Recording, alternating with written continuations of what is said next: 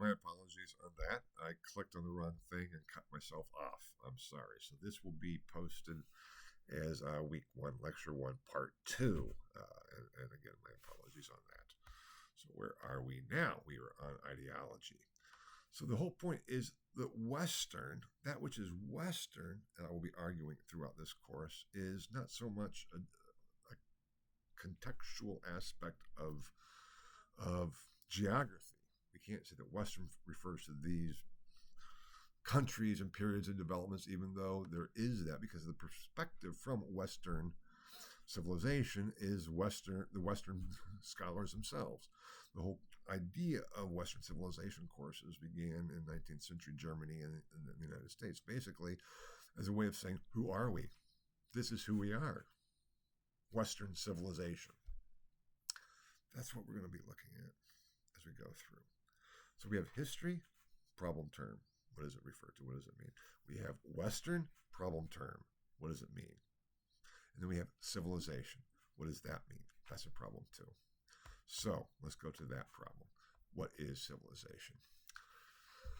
In Latin, the term civis forms the basis of our term civilization. Civis is city, or is citizen. Civitas is city. Civis, or Kiwis, is citizen. And civilis, or Kiwilis, depending on how you pronounce it, classical or medieval pronunciation, is civil. Somehow it has to do with cities, living in cities. And that brings up the issue between civilization and culture. Not all human culture is civilization. Civilization was a particular development of human culture. We'll be asked to, or you will be asked to identify and write about and discuss the origins of civilization.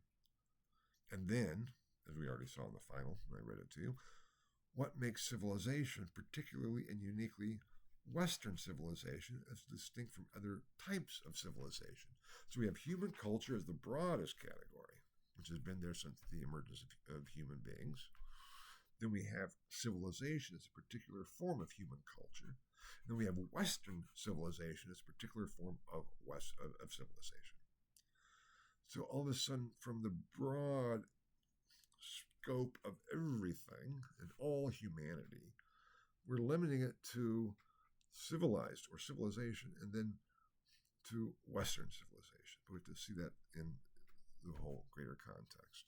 So that is an important distinction to keep in mind, because as you heard on the final, as you'll see in the final, one of the sub-questions, so to speak, is when does civilization become uniquely and distinctly Western? And I'll be addressing that question in the lectures as we go through.